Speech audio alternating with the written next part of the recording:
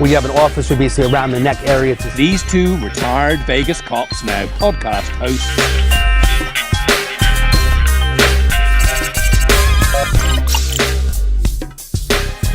They don't have ID, they can't get into a hotel room.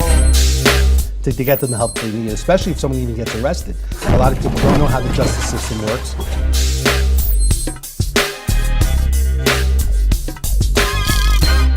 But I want someone to actually know them and know that it's legit. I see a big 2023 for this group right here.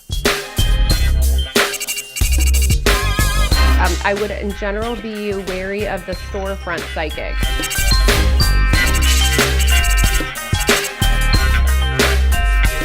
You guys have going on is necessary, it's needed.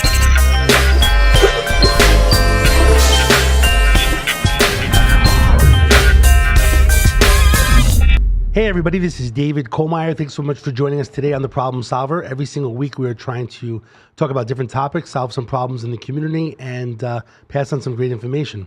As usual, I have my great co-host today, Janti. Dr. G, how are you? Good. Kiss, kiss. Shanti's in the house. And then we have a special guest today. We have Adam Clausen, who is the host of a new podcast called Gridability. Welcome, Adam. Thank you. Happy to be here. So, Adam has been on the show probably almost a year ago, right? A year and a half ago? At least. A long time ago in general. He was actually here, and he was involved in a different program at the time, but he actually has a new podcast, and he has an interesting past, as we all do. No one's a perfect situation, but he's a very interesting story.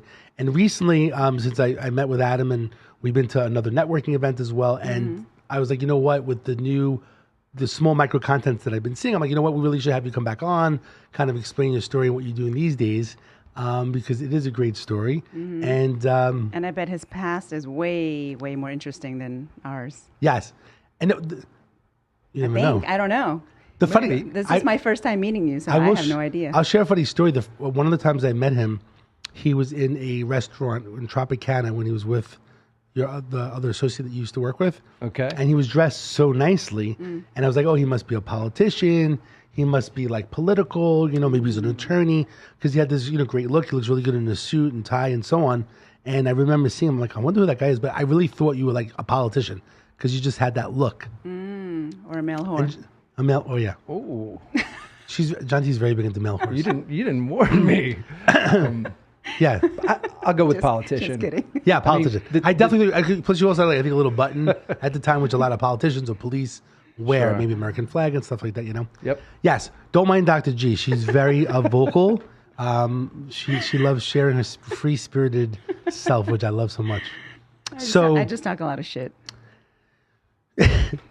So anyway, so tell us a little bit. So Janti has no clue who you are. Okay. Doesn't know about your past. And I will share up front, no one is perfect. We've all made mistakes in life. Janti has not made that many mistakes, at least with certain things. With men. I am perfect. With men, yes. But with other things, maybe for real estate, she's done well. I don't think you really have made that many mistakes. Tell us your story in regards to you. Tell us about you. Yes. Janti has no clue about your good-looking politician look. Yeah. Well, I worked very hard to cultivate this look of a politician, I take that as a compliment. Please. And I feel that that's definitely my strength, to defy what the conventional stereotypes are of someone who served time in prison. And I haven't just served a little bit of time. I served a lot of time. How long? Well, the first time I went to prison, because it wasn't Numerous times? Yeah, it Oh, wasn't my wasn't goodness. one and done for me. Okay. And when I go in, I go all in. So Great. He's very passionate about Yes. going in. it's my Right. personality. I just needed to learn how to focus all of that energy towards something You different. sound extreme. Definitely extreme. I'm going to write this down here Okay. because when I heard your story a little bit, I never really got the grasp of it. So the first time that you were in prison, how many years was it? Because you look so young as this. Yeah. Barely very turned young. 18 years old, getting ready to go off to college, like most young men and women coming out of high school. I had a scholarship, full ride lined up to play ball down south, and I just couldn't stay out of trouble. I got caught up with a group of guys who were a little bit older than me, were out running the streets, and I preferred to do that instead of stay in the classroom. So I wound up in a different school, School of Hard Knocks, in Jersey State Prison for almost 4 years, 18 to 21, just about to be 22. So that was my education. And clearly, I did not learn what I needed to learn because despite the fact that back then, there was more of a focus on education. And I was able to get a GED, not quite what you would expect coming out of a college prep high school. You know, nobody wants to get a GED, but I got that. I was able to start some college courses, became a carpenter, although that didn't really suit me. But when I got out, there were clearly some things that I hadn't dealt with, despite the time that I did in there. I just was not emotionally prepared to be around people, to have relationships. And the only way that I could socialize was to go back to drinking, drugs. And if I'm being honest about it, it was probably 3-4 weeks before I was right back in the streets, out and running. Oh, wow. But I mean, at 21 years old, who wants to give really a kid with a criminal conviction for violent offenses, who's going to give that kid a chance, right? Nobody wanted to take a chance on me. So I went back to what I knew, and I spent a couple years running the streets of Philadelphia, selling drugs in the club scene. You know, this is the late 90s, ecstasy, cocaine, and, you know, for all appearances, people looked at my life. They're like, wow, this is an amazing life that you have, you know, running around with beautiful women in the clubs, you know, in front of the line. Like, Money, yeah. it looks good, but I'm telling you, it was so empty. I was so lost. And eventually it caught up to me. I had a parole officer who brought me in to test me. And You failed. clearly I failed. Failed. And it was walking, you know, basically right down the hall from his office, put me up against the wall, handcuffed me. There was like 20 officers there. They open a door that looks like a regular door coming out of the office. And there's a car right there. They throw me in the back of this car and take me next door to the county jail, Camden County Jail, which in the late 90s, it was like Beirut, murder capital of the world. 90 days in that county jail. Let me tell you, that was not a pleasant experience. And I walked out 90 days later in a pair of flip-flops, a T-shirt. Mind you, this is January on the East Coast. It's like 10 below. I had a bill for the cost of my incarceration. They were charging you by the day back then. All my belongings had been stolen. My car had been impounded, repoed. My house had been sold out from underneath me, and my cell phone was missing, gone. So I walked up to the corner of McDonald's, payphones. Remember payphones? They still had those. And I had to bum change from someone working at the McDonald's to make that one phone call to get a friend to come pick me up. And long story short, over the course of the next 3 weeks, out of desperation, going back to what I knew, I committed a string of robberies in downtown Philadelphia, robbing illegal businesses, massage parlors, gambling houses, drug dens. I robbed them. My immature mind was able to rationalize and say, these people are all involved in illegal activity. They're all in the game, so they should know better. This is, you know, this is a kid. I'm in my early 20s. It was justifiable because they were bad people as well. Exactly. Yeah. I deeply regret all of that. Right. A lot of people could have been hurt. Thankfully, no one was physically injured, seriously injured. But still, when the FBI caught up to me, they put the pressure on me and said, you know, listen, you either cooperate with us or we're going to give you a life sentence. I said, I know this. You know, you were a former officer, right? Back up. You know how this works. And I'm like, hey, even though I'm a young man, I've been through this before. You can't run this game on me. But I got back to a housing unit where I opened up a law book, and lo and behold, they could do it. There were these mandatory minimums that they were threatening to charge me with that would have given me literally hundreds of years. And I said, uh-oh, I need to I need to think about this. And I made a conscious decision. It was either put other people in prison facing life sentences because that's what they wanted me to do, testify against them, or take my chances, go to trial, roll the dice, and we'll see how it works out. I went to trial. It didn't work out so well. I was sentenced to 213 years Federal prison, no chance of parole, although you get good time, right? It's only 85%. So I did have a release date. 12/1, December 1st, 2185. That was my 12/1/85. 2185. 2001. We'd all be dead unless he's a vampire. You know? Exactly. Yeah. So that was my time, and But did you do all these things alone, or did you have a crew? No, I had a crew. Oh, okay. Did they get similar? Shanti's looking to join. Honey, I did most of what he did. I just never got caught. That's good. Statute of limitations is up. Exactly. Oh, way over. I mean, I'm like 60 years old. Give me a She's break. now. She's Wow, now. 60, huh? Yeah, I did it when I was in my 20s too. Statute is gone. Now Don't come she's after me now. Now she's dealing real estate. She's slinging real estate. Slinging Slinging real real estate. estate, yeah. Okay.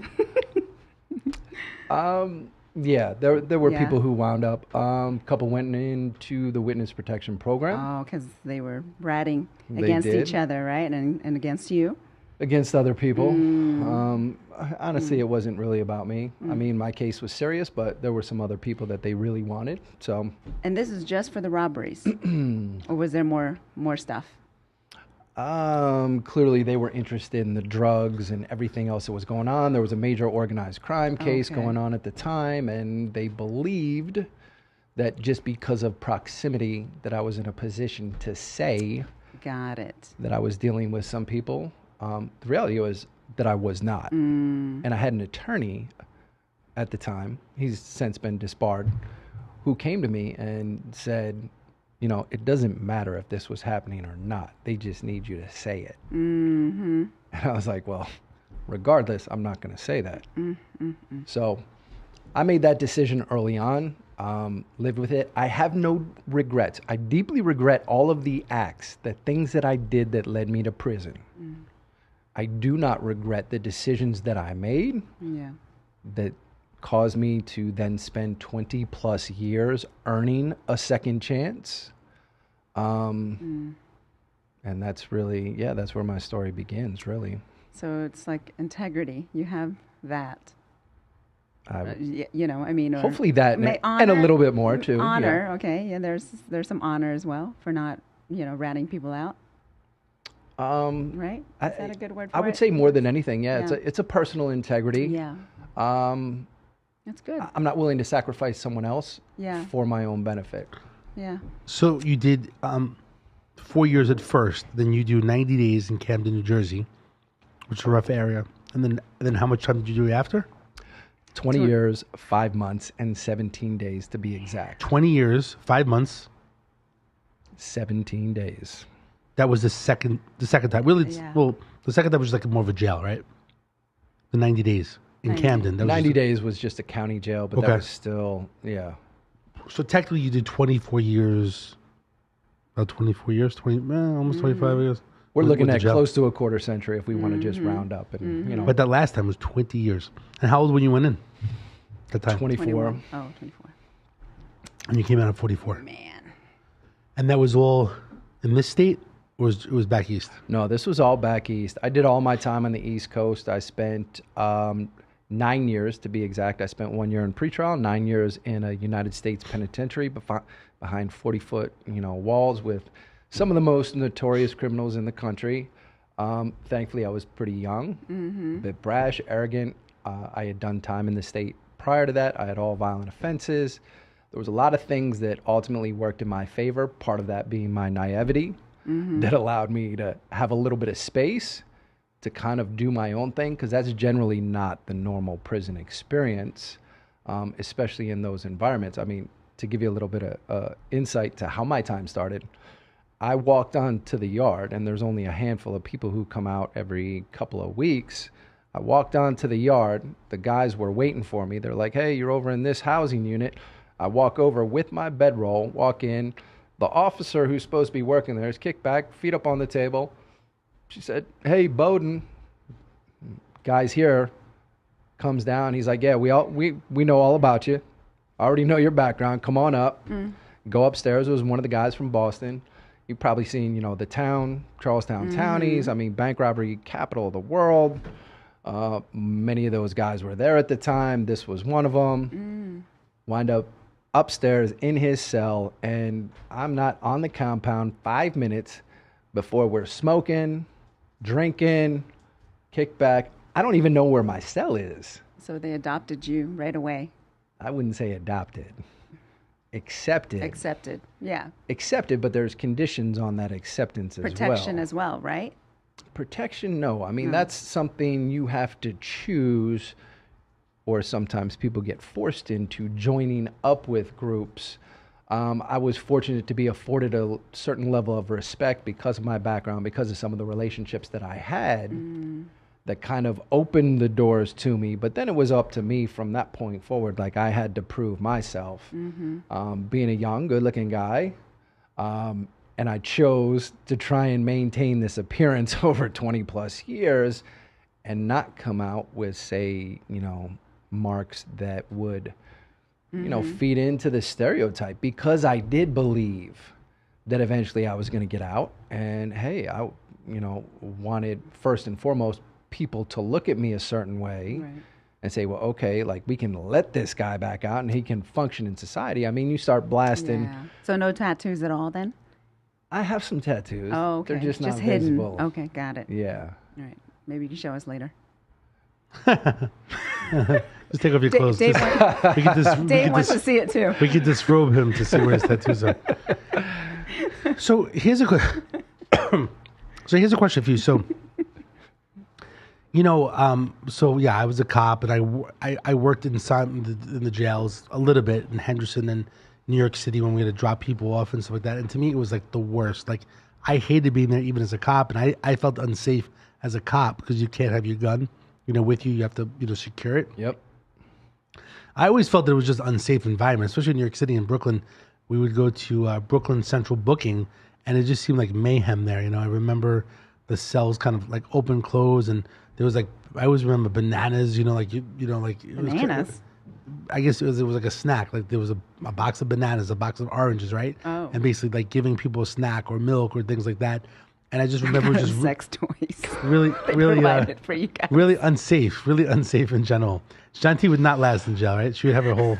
She would have the whole. She would last. She would last. She would last. would- They'd be fighting for her. Look at my personality. They're fighting for her now.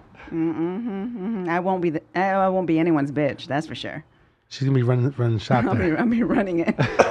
So I personally, like I said, as a cop, when I went there, I was like afraid myself, like, because there was so many people that were like, in the jail cell, and I just never really liked it. I felt bad, even if you committed a crime, like, it's just a rough spot, to be.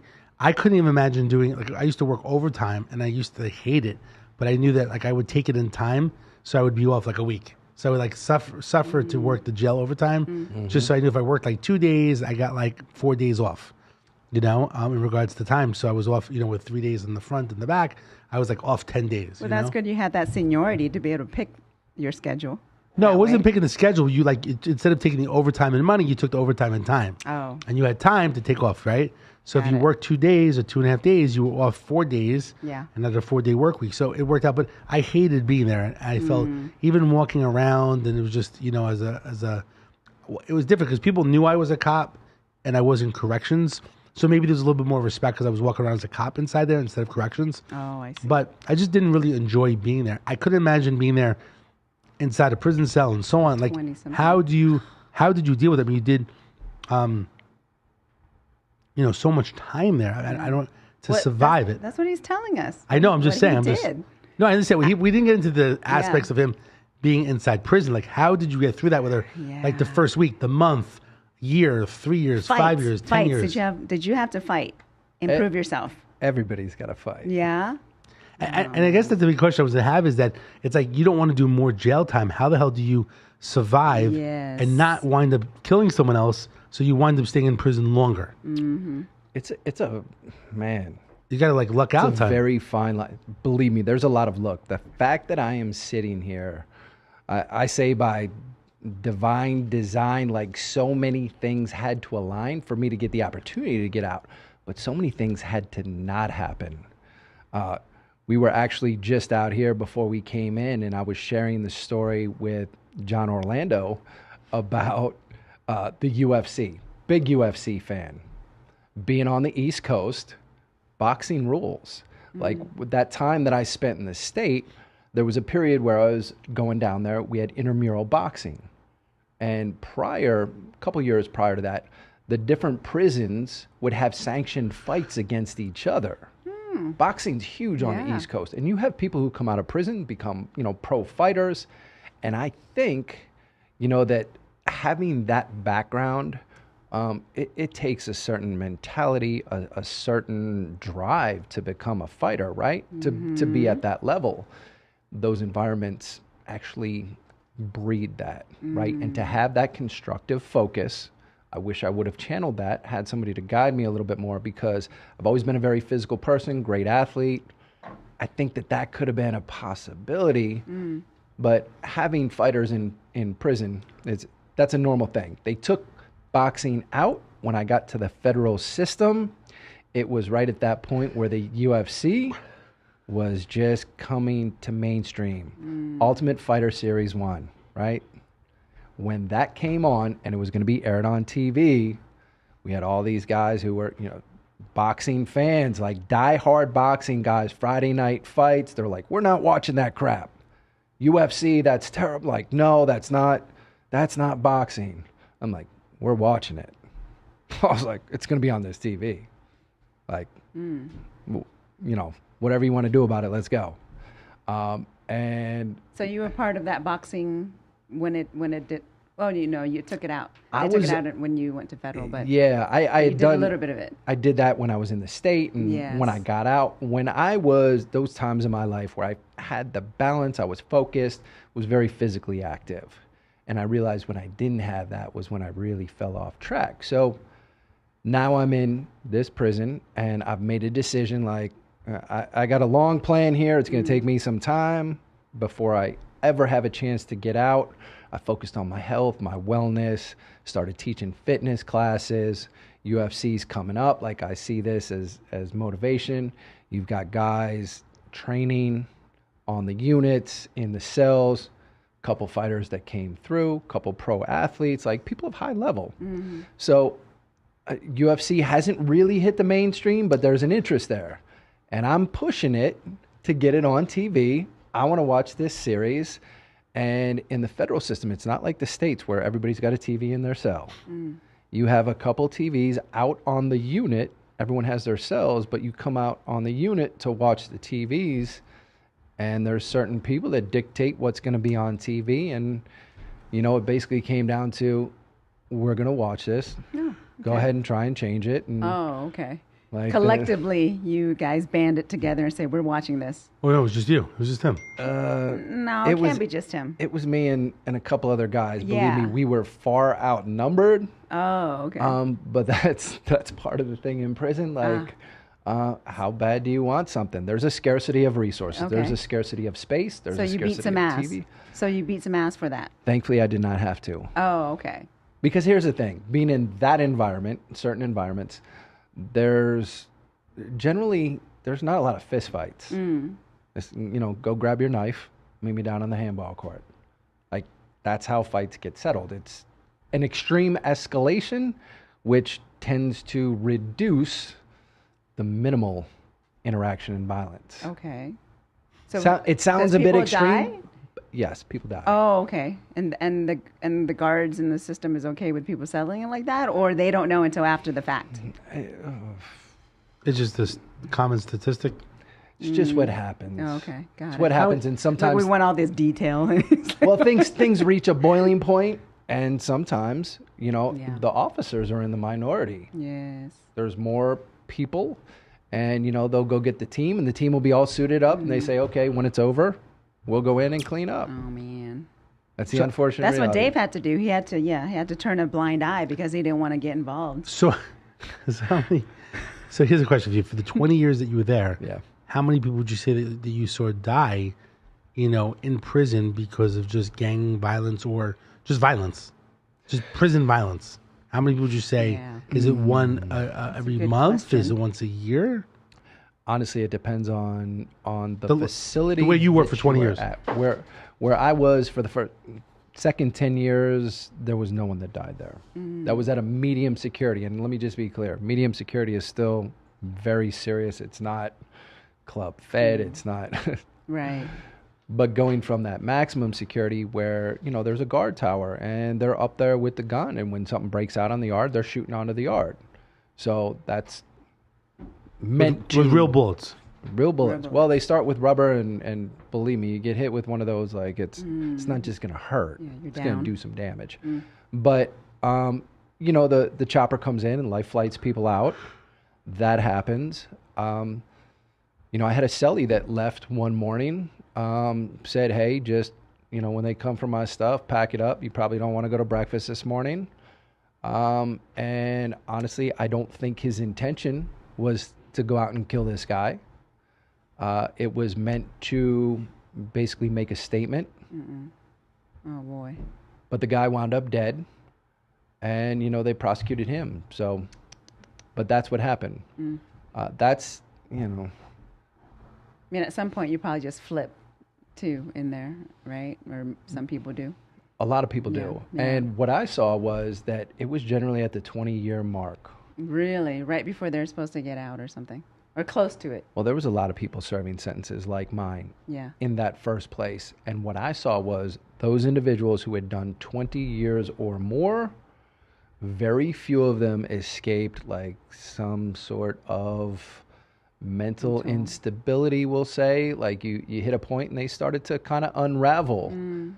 So I was very strategic in kind of planning out. I said, listen, if I'm going to do a lot of time, I need to look at those individuals who have survived, who've held it together. Like, let me figure out what they did. I got to keep that long plan in mind. And it served me well, because I would ask you, when we first met, I had not been out that long. You said I looked like a politician. What was the sense that you got, even though we didn't have much of a chance to interact, or even the first time when I came on the show? Would you have thought that I had done that much time and been out?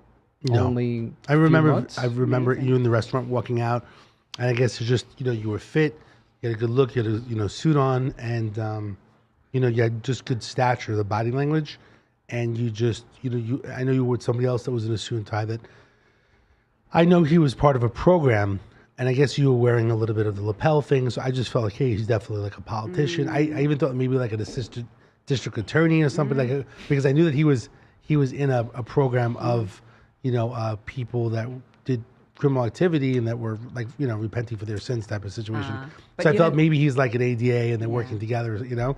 But I remember you saying didn't think he was on that side. You thought he was no, on the not at other all, side. not at all. Yeah. And like I said, you know, I could look at a guy and say, wow, he's a good looking guy, or a girl, he's a good looking girl, or he's well dressed, he's well mannered, right? Or, you know, he's got a good look, she's got a good look. My wife would be like, oh, why are you looking at, you know, her? But I would look at, I gave you the guy. Like, I would say, look at this guy. He's really good looking, you know, or his beard's really good. You know, why like, are you salivating? Why are you looking at him, Dave? But the bottom line is, no, I just noticed that because I was trying to figure out who you are. And with my job in regards to networking and stuff, I mean, different people, I was trying to figure out who you were. He would have tried to set you up with me, too. And the person I was with, that's true. He was on the list. He was on the list. Trying to set me up with everybody.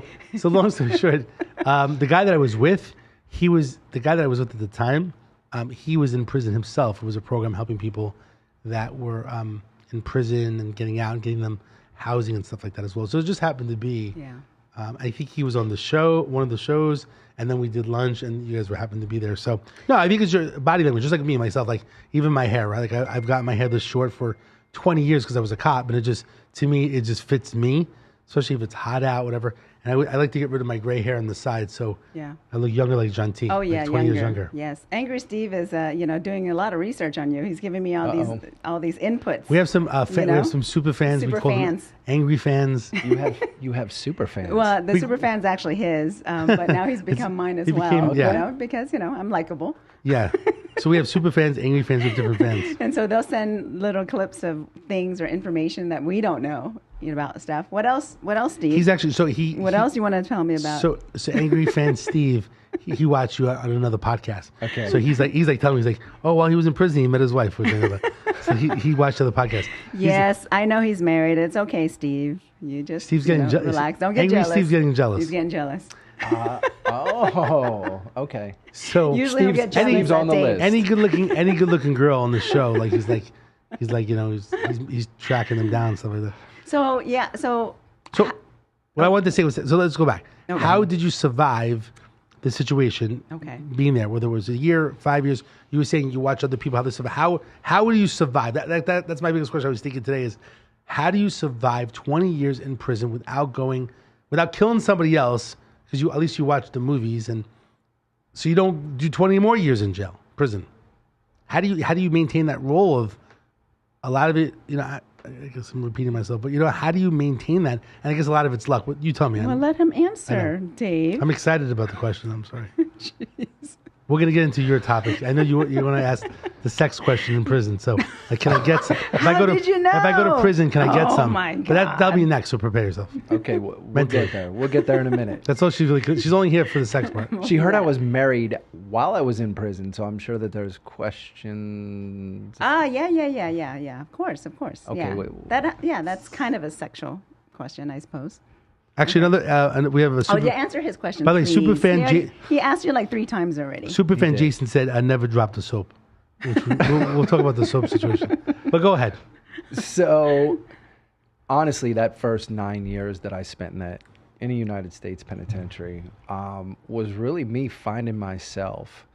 Was fortunate to locate a couple individuals who were doing a lot of time. One of them became a personal mentor, dear friend, had already been in considerable amount of time, had a great deal of respect, kind of had space to do his own thing, was up there in recreation, carved out room to, we had weights there. So, everybody has their own spots. You get into a routine. It's like anything, but living in a fishbowl, people see everything you do. So when you live a certain way every single day, like people just come to acknowledge, respect that. I was fortunate that I had that support to carve out space to be able to do my own thing, to follow that passion that I had for fitness. And like I was saying, I go all in, and I went all the way in, and it just became about lifting, getting stronger, and I was still pretty hyper aggressive. Like there's sports in prison, they talk about prison rules, basketball, right? Like I have a mean stiff arm.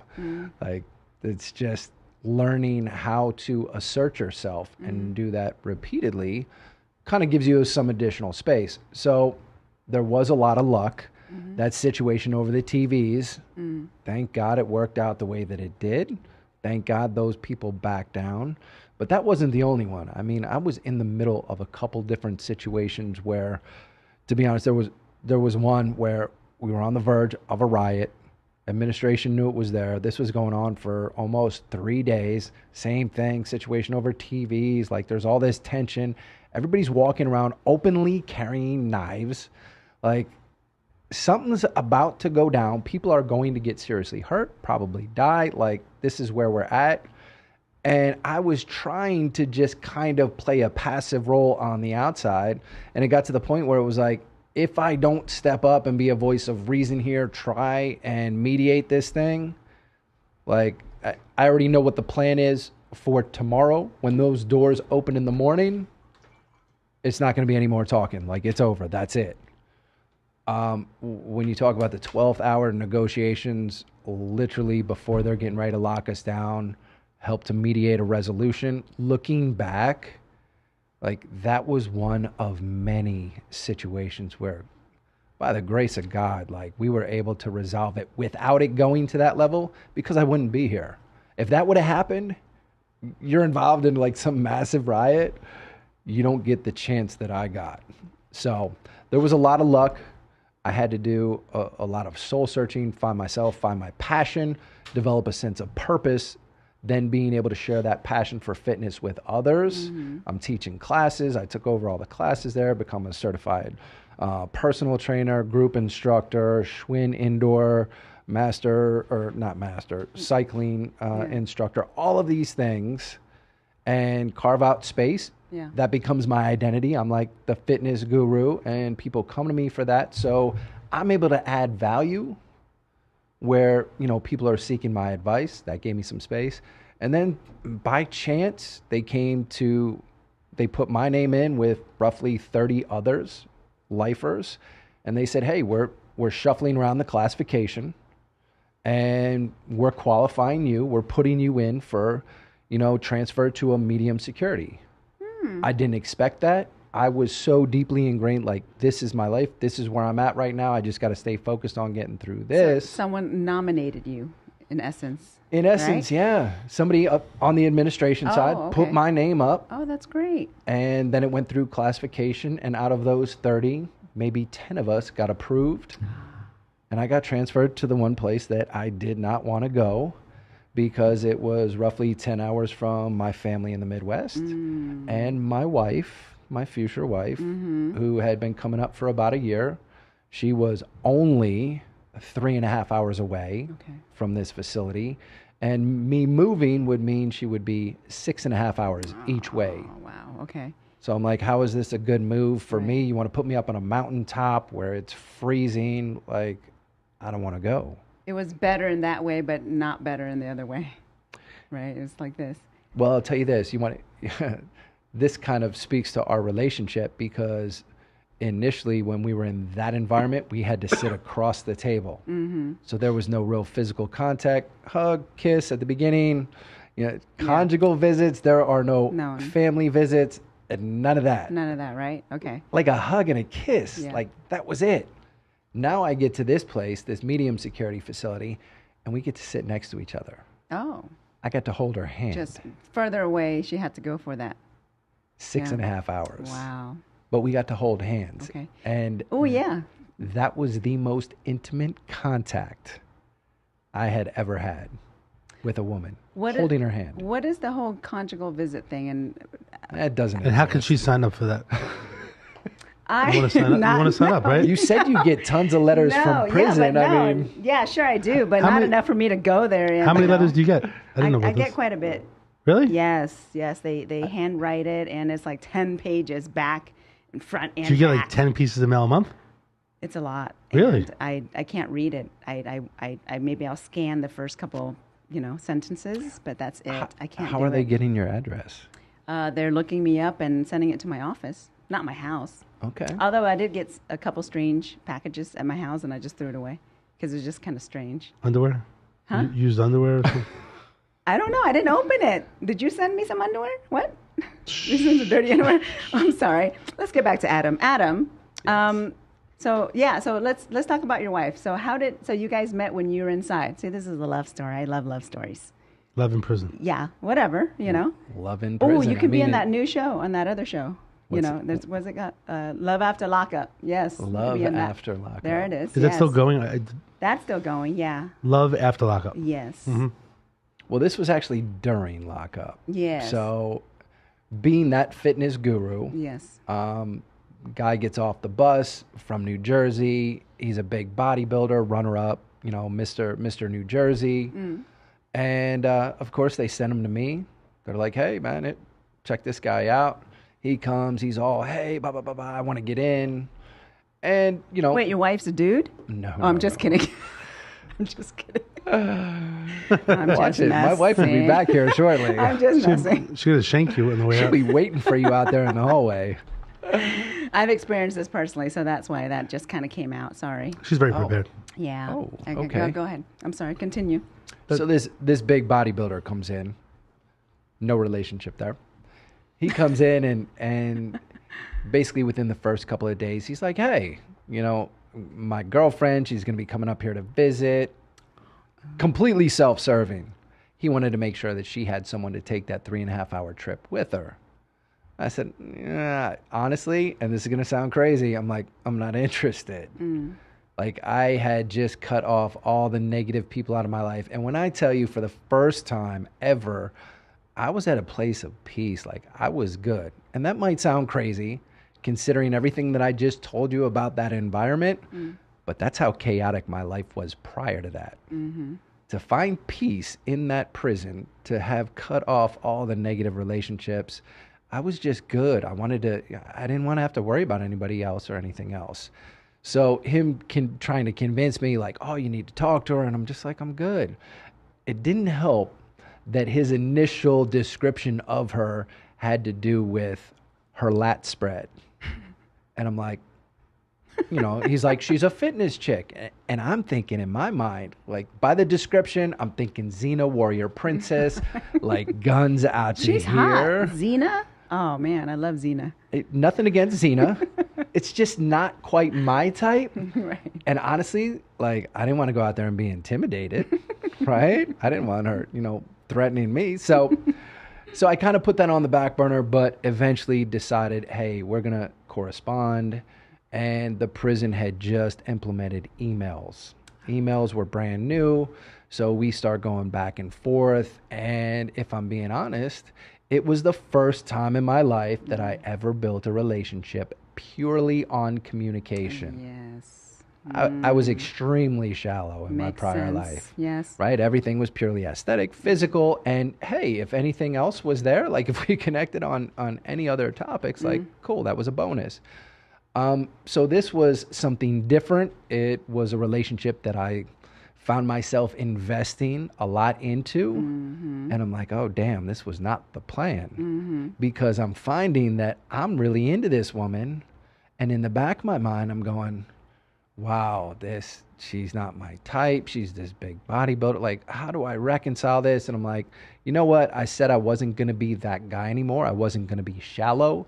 Like, let me enjoy this aspect of getting to know her, building a relationship. And ultimately, I agreed to the visit. She's coming up. Haven't seen a picture of her. So they're coming up on a Saturday, Friday afternoon, 4 p.m. It's mail call. This guy comes barging through my door right after count. Bing, bing, bing. Hey, man, I got pictures, blah, blah. He's all excited. And I'm like, whoa, slow down. Slow down. This is like my calm, quiet space. Like, take it down a notch. He's like, man, you got to see these. And he starts pulling them out. He's like, here, look at this one. And he pulls out this picture. And it's my wife right after she won Miss Fitness New Jersey 2008. And she's standing there on stage. And she's got the American flag draped behind her, stretched out, looking absolutely gorgeous. Not at all what I had in my mind. She's beautiful. And then I see the rest of these pictures, of her just normal everyday life. And I'm like, oh my God. And you're in total love then. Oh, I'm really in trouble. Yeah. Complete. I went out there the next day and honestly, like that was it. As soon as I saw her, I'm like, oh God, I got a life sentence. I got 213 years. Like, what the hell am I doing? How is this going to work? So we had some very candid conversations early on. I'm like, listen, you understand? I have a life sentence. There is no chance of parole. There's no way for me to get out unless we get Congress to change the law or we get some president somewhere down the road to sign a commutation. I'm like, neither one of those things is likely to happen anytime soon. And she basically, she's a bit of an extremist like I and wanted to take on the world. And she was like, listen, I'm going to take this thing on and Wow. we're going to fight this thing together. And we did. That's amazing. It Oh my is. God, what a story. I love I'm that. confused with one thing. Yes. When you went to, maybe we missed this part, you got sentenced for 213 years, right? I did. Yeah. You were sentenced. He's the investigator. And I Look guess at him. this is the part which I got confused is, so you did 20 years, and I've got this little bit of a story. How did you get the 213 years down to 20 years? How did I get out? Yeah, that's the 2018, President Trump signs landmark criminal justice reform legislation. Within that legislation is a change to the law. Remember, I told you, FBI comes to me, says, we're going to give you all this time, give you hundreds of years, we can do it. They changed that law because it had been used to manipulate people into cooperating and all these other things, used unjustly.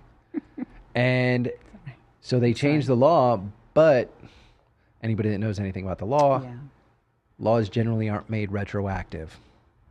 So although they changed it, no one can ever be sentenced that way again. It was not made retroactive, so it did not apply to me. Nice. But there was one more catch, one more minor clause that was included in the language of that bill, and it was to expand what's called compassionate release. And it gave the courts power to revisit sentences.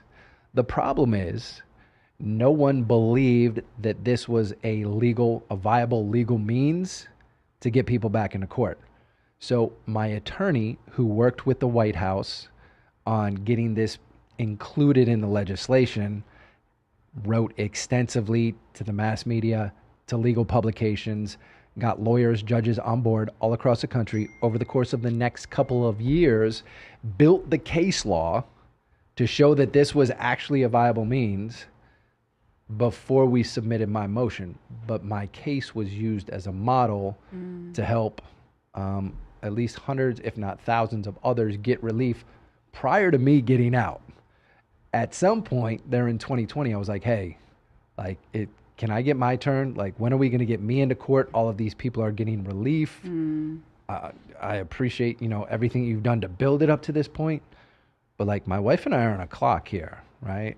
Like, we want to start a family. We're feeling like I've done enough to make amends for what I did in the past. And I've done enough time to allow someone to say, he served over 20 years, like, that's equitable for crimes that he committed. Right. We could give him another chance. Right. But I had to get a whole lot of people on board. Most importantly was getting that law changed and getting my attorney to get that in front of a judge. Now, interesting part of this conversation is my attorney is a former federal bank robber who served time in federal prison. Interesting.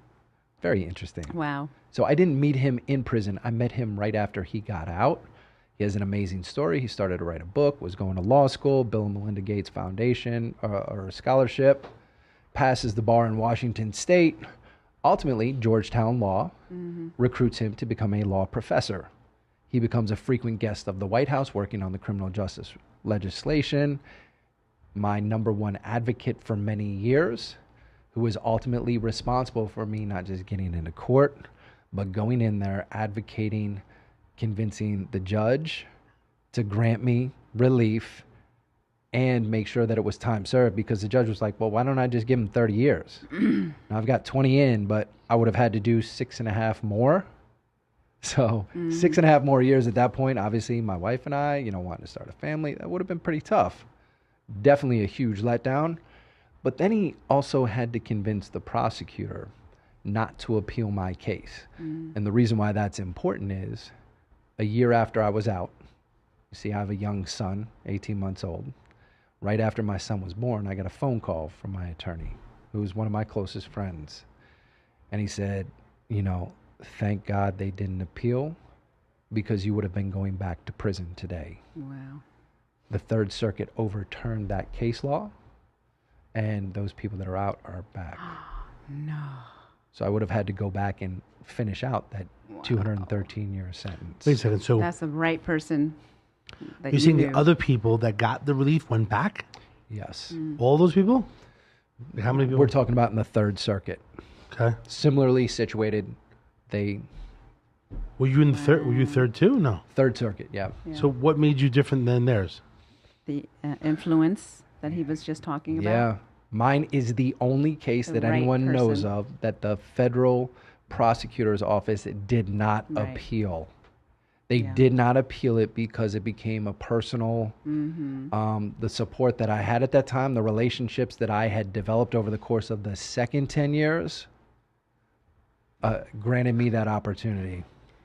So, Adam, with everything that's happened, do you feel the justice system works? This is actually from a fan. Ooh.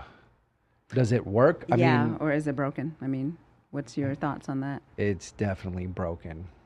I mean, our goal, it depends whose perspective we're coming from, right? The purpose of incarceration at this point is merely to punish, not to rehabilitate. Being in prison is the punishment, but there are so many other collateral consequences that come along with that, and unintended consequences that we as a society don't take into consideration. I work with law enforcement, correctional officers, people who operate in this space on the front end, right? When somebody gets arrested, they go through the court system, then they go off to prison. And it's like, okay, see you later. The prison will take care of it. That's not what happens, but that's where the person spends the majority of their time. Right. And we're not doing anything to address generally the issues that lead people to prison. Right. And we don't do anything to help prepare the way to make sure that when they get out, that they're equipped, they have the support, they have the resources that they need to stay out, to make better decisions. I told you about getting out of the county jail. Yeah. That was me acting in desperation. Yeah. Because I didn't feel like there were options for me. Maybe this is some things that because you're an adult, you are doing these things in the right frame of mind. I mean, I understand there's people out there that are mentally challenged that maybe do some of these things, but for most of, everyone, I mean, you guys are at the right age, right? As you have to be trialed as an adult. What, 18? Is it 18? 18. Okay, yeah.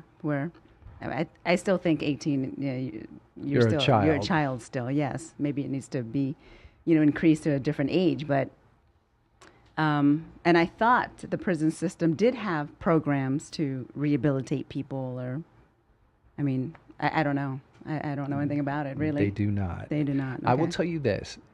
The reason why I was granted relief and that compassionate release that I was awarded was due to what are called extraordinary and compelling reasons.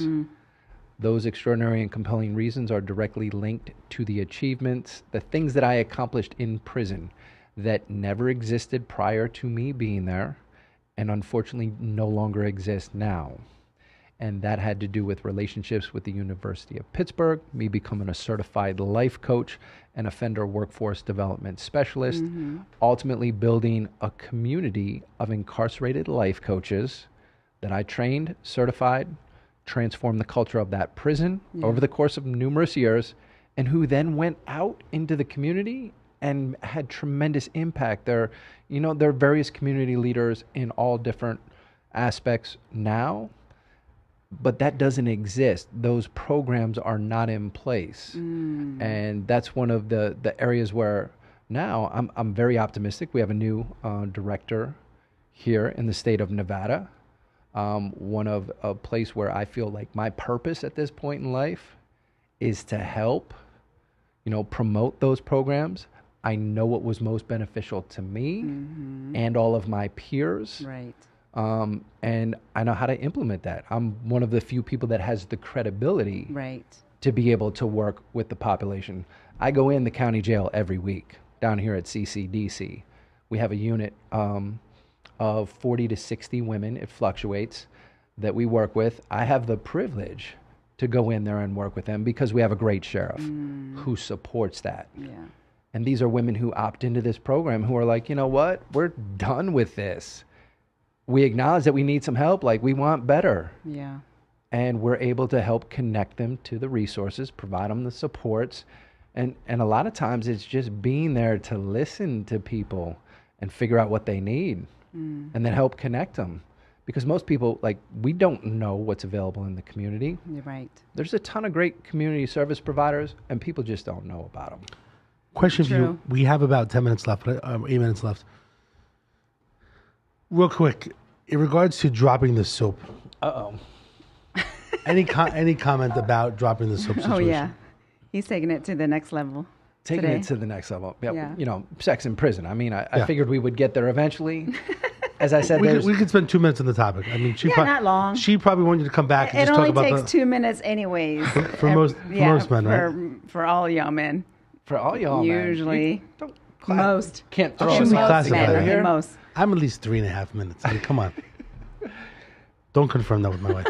Okay, so I just real quickly. Okay, because yes. people always talk Yes. about that joke, right? Everybody wants to know about Yeah, that, right? Dropping the soap. The reality is that those people who end up in those situations or relationships in prison, that's generally by choice. Okay. There are enough people in prison who say, you know what, I'm in need of companionship, and they end up getting together. Some people do it kind of quietly. I've seen plenty of people, there's undercover, right? See them slide in, slide out, hey, don't tell nobody I was over here. Seeing this guy who's openly, that's his thing. And so a lot of, the forceful, the dominance thing that you would see, Okay. that generally doesn't really exist much. It's a small minority. And there are so many safeguards in place at this point with PREA, Prison Rape Elimination Act, and all of these other things. So, It's more preventive. but if we're talking about guards or staff members, That's a different story. Oh, really? Oh, yeah. I mean, yeah, you no, see that. okay, yeah. You see it on the news all the time. I see you know, that on there's- TV in the movies. Well, You're there's saying like prison guards basically having sex with. it happens. I mean, if you're in that environment for many hours at a time and you're with the same people, and hey, like if you're lonely as a person in life, coming in there and someone's giving you a lot of attention, Why not, right? you could see how I that don't can understand- happen. I Sure. don't understand where that happens though. Like, I mean, it's not going to be in their cell, right? Listen, it could be in their cell. It could be in the officer's bathroom. Remember, it it could only be. takes like a minute. Dave, Got it. come on. You need to start dating. You need to date different guys. She's dead in the hole. Listen, Superfan Steve All said, of them. do they still sag their pants as a signal? As a signal, no, man. Oh, Is yeah, that- Steve was. He's asking. He worked corrections. He says sag their pants. That, he's also saying that, that might be in staff the loves 90s. having sex with inmates. yeah, that might be in the 90s. Is that true? Staff Staff. loves having sex with inmates. inmates. Like I said, when It you happens. have How would it work? Like, since you know Janti for about 45 minutes now, how do you feel Janti would do in prison? Like, would she have lovers? Would she control them? Like, how would that work out? Yeah, what do you think, Adam? Are we talking about? Are you a guard or are you? No, she's in prison I'm right in now. prison, too. How would things roll for her? as a woman in Yeah. prison. I'd go to an all women's prison, obviously, right? Yeah, Oh, yeah, you would. You would ask for the men's side, probably. She's like, please put me over there with the men, not the So I women. can not the rape women." them. Yes, absolutely. I would say they would be fighting over you. Really? They would definitely be fighting Oh over my you. goodness. All Okay. her Instagram followers now, they're fighting over her now. They're fighting over See? me. They're all in I that mean- little box right there. They're all fighting to be in your box there. Funny. So they'd be fighting over her. You want this box? So she basically can Fight. control. So if you're a good looking woman, you can control your situation in prison. She would. They'd be bringing her commissary. They'd be like, "What can I get from you? Get you from the store. Do you want some? You want my tray? Like, what do you want? What can I do for you?" They do that Yes. right now in here in Vegas. They're like, Yeah, hey, do you want but- my tray? Do you want But my? first of all, Can I take you out for dinner? Dave, Hop in my I Lamborghini, won't look, my Bugatti. I won't look like this in prison. How would you look? I mean, Worse? I will have no makeup. My hair's not going to be done. Nothing. I mean, I'm going to probably look like a dude. No, you would figure out How to make get the it makeup. done. Like there's Oh, yeah? still Like blood, little blood. Right? For Yeah. blush? Prick my own blood. Yeah, they do that. It's common. You didn't know that? I Wait mean, until my menses so I can have some blush. Yeah. the price of looking good. Oh, I mean, my God. You can get that stuff. You can get anything, right? Dude, I would look like a dude. Okay. Last thing was that in regards to your podcast, because we're running out of time. Oh, yes. Gridability. What's the whole goal with gridability? The goal is basically to talk about, the power of perseverance, overcoming seemingly insurmountable odds to attain the life of your dreams.